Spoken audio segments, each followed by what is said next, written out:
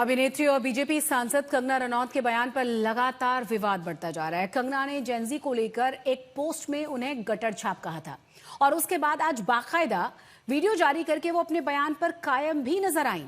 लेकिन कंगना के बयान पर कॉकरोच जनता पार्टी भड़क गई है। अब सवाल ये है कि क्या कंगना रनौत ने ये सब कुछ अपने मन से कह दिया है या फिर पार्टी ने भी उन्हें हरी झंडी दी हुई है।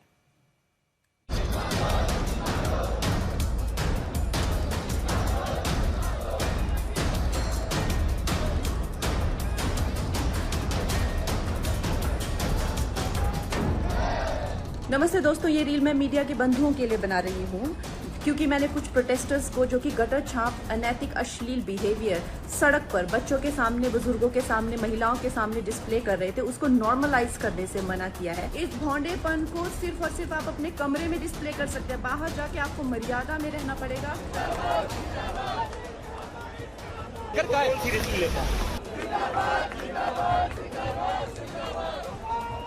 कोई उनको भगवान मानता है।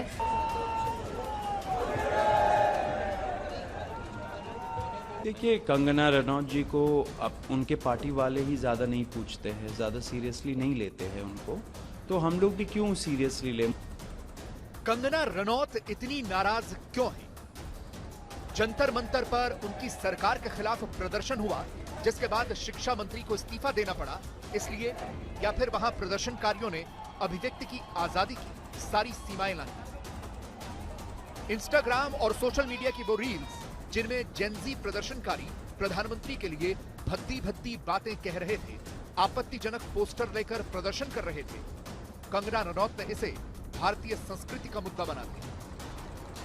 नमस्ते दोस्तों, ये रील मैं मीडिया के बंधुओं के लिए बना रही हूँ क्योंकि मैंने कुछ प्रोटेस्टर्स को जो कि गटर छाप, अनैतिक, अश्लील बिहेवियर सड़क पर बच्चों के सामने, बुजुर्गों के सामने, महिलाओं के सामने डिस्प्ले कर रहे थे, उसको नॉर्मलाइज करने से मना किया है कि we do not accept this in this society. हम लोग नहीं चाहते कि हमारे घर के बच्चों को कोई जो है अपनी अश्लील हरकतों से जो है टाइम से पहले सेक्सुअलाइज कर दे। हमारे घर के बुजुर्गों के सामने जो है हमें शर्मिंदगी महसूस कर, हम नहीं इस तरह का बिहेवियर एक्सेप्ट करते हैं, उसको नॉर्मलाइज नहीं होने देंगे। तो मीडिया जो है मेरे खिलाफ गैंगअप कर रही है। कंगना रनौत ने अपनी इंस्टाग्राम स्टोरी पर एक लंबा चौड़ा पोस्ट किया जिसमें उन्होंने नई पीढ़ी को खूब खरी खोटी सुनाई और कई हदें भी पार कर दी। जैसे कंगना ने लिखा, ये तथाकथित पश्चिमी भारतीय महिलाओं की पीढ़ी है जिन्हें मैं गटर वाली पीढ़ी कहती हूं। इनमें से कुछ के पास तो इस समाज को देने के लिए कुछ नहीं है, ये पढ़ाई में अच्छे नहीं है, बल्कि ये तो इतने भद्दे और भ्रष्ट हैं कि यह हाउसवाइफ भी नहीं बन सकती। लेकिन वो बड़े गर्व से ड्रग्स, शराब और अनैतिक यौन संबंधों को अपनी आजादी बताती, अपने घर वालों के पैसों पर पलती है। क्या आप अपनी बेटी को ऐसा सिखाएंगे? डिसिप्लिन में रहना या मर्यादाओं में रहना कोई चॉइस नहीं है। भौंडा प्रदर्शन तो हर कोई करना चाहेगा, लेकिन अगर आपको समाज में रहना है और संविधान के हिसाब से आपको चलना पड़ेगा, जिसका मतलब है कि आपकी आजादी वहां खत्म हो जाती है जहां मेरे नाक और कान शुरू होते हैं, तो आप भौंडे बनकर सिर्फ अपने कमरे में रह सकते हैं। असल में कंगना लगातार इस आंदोलन के खिलाफ सोशल मीडिया पर एक्टिव रही है। जिस दिन से इस आंदोलन ने तूल पकड़ा, कंगना ने लगातार आंदोलन के खिलाफ अपना अलग स्टैंड लिया हुआ है। कंगना रनौत ने स्टूडेंट प्रोटेस्ट पर सोशल मीडिया पर लिखा कि अपनी पूरी जिंदगी में मैंने इतनी बदसूरती एक साथ नहीं देखी। जेनजी के विरोध प्रदर्शनों की ये रीलें देखकर घिन आती है। इन लोगों के बोलने का तरीका और जिस भाषा का ये इस्तेमाल कर रहे हैं, वैसा मैंने पहले कभी नहीं देखा। हर फ्रेम इतना अजीब और परेशान करने वाला है कि देखकर घिन आती है। आखिर इन्हें जन्म कौन दे रहा है और कौन इनकी परवरिश कर रहा है? तो हमारे 75 ईयर ओल्ड प्राइम मिनिस्टर हैं, उनकी दिवंगत माता जी को, उनको इतनी गंदी गंदी भद्दी गालियां दे। हमने भी स्टूडेंट प्रोटेस्ट किए हैं, इतना हमें संकोच होता था, इतनी शर्मिंदगी होती थी कि हमें कैमरा में दिखाया जा रहा है और किस तरह की अश्लील बातें हैं, किस एंगल से ये लोग स्टूडेंट लगते हैं। आज इनके जो भी आगे चल के सुप्रीम कोर्ट के लॉयर्स होंगे, क्या इनके माँ बाप अफोर्ड कर पाएंगे? इनके खुद की तो हैसियत नहीं है अफोर्ड करने की। हम जानते हैं कि हमारा हिंदुस्तानी समाज कैसा है। उनकी बेटियां ऐसे इतनी गंदी गंदी भाषा में बात कर रही हैं, समाज में उनकी क्या इज्जत रह जाएगी और उनको किस तरह की विपरीत परिस्थितियों का सामना करना पड़ेगा। असल में कंगना इस बात से ज्यादा नाराज है कि प्रदर्शनकारियों के निशाने पर धर्मेंद्र प्रधान के साथ साथ प्रधानमंत्री भी थे। लगातार प्रधानमंत्री के खिलाफ गाली गलौच हुआ, कंगना ने आज जो वीडियो जारी किया उसमें भी उन्होंने इस बात का जिक्र किया कि बहुत से लोगों के लिए प्रधानमंत्री भगवान हैं और प्रदर्शन में जिस तरह की बातें हुई हैं उससे उनकी भावनाएं आहत हुई। कि मेरे आराध्य, मेरे भगवान हो, चाहे मेरे नेता हो, प्रधानमंत्री जी से जो है लोग उनको एग्जाम बडी कहते हैं बच्चे, उनके साथ में कितने लोगों की भावनाएं, कोई उनको लीडर मानता है, कोई उनको दोस्त मानता है, कोई उनको परिवारजन मानता है, कोई उनको भगवान मानता है। उसी तरह से आप किसी की फीलिंग्स हर्ट नहीं कर सकते हैं। ये कोई कूल बनना नहीं है, ये एक बेसिक सिविक सेंस है और अगर आपको ये नहीं आती है तो आपको सीखना पड़ेगा। आप ये फेमिनाजी से प्रभावित मत होइए, अपनी जिंदगी बर्बाद मत करिए।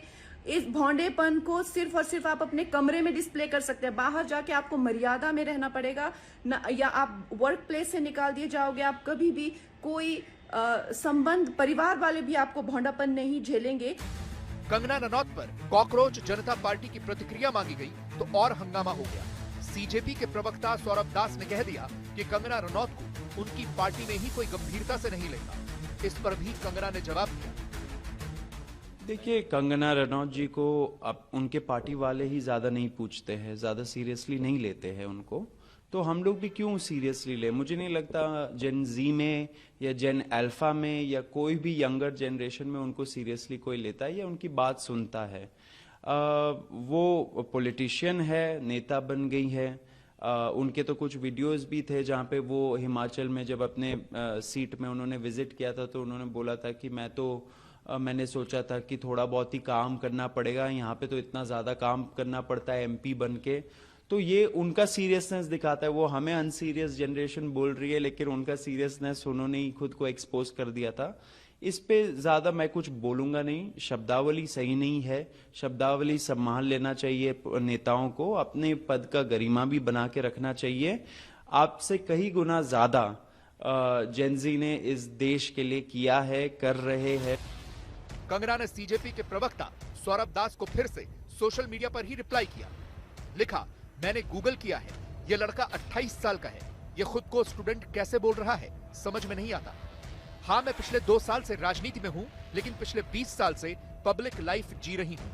उसकी उम्र तक आते आते मैं 2 नेशनल अवार्ड जीत चुकी थी। हाँ, एक नई सांसद के तौर पर मैं काम के बोझ से अभिभूत हो गई थी क्योंकि मैं एक film maker, performing artist, producer, screen writer और उद्यमी भी हूँ। लेकिन जो व्यक्ति पूरी तरह बेकार और बेरोजगार हो वो कभी नहीं समझ सकता कि किसी भी उम्र में हर समय इतनी ज्यादा डिमांड में रहने का क्या मतलब होता है। डियर सौरभ, तुम्हारे मुद्दे निजी हैं, तुम स्टूडेंट नहीं हो, तुम सिर्फ बेकार हो। चलो स्किल्स सीखने से शुरू करते हैं। शुरुआत करने के लिए ये एक अच्छी जगह है।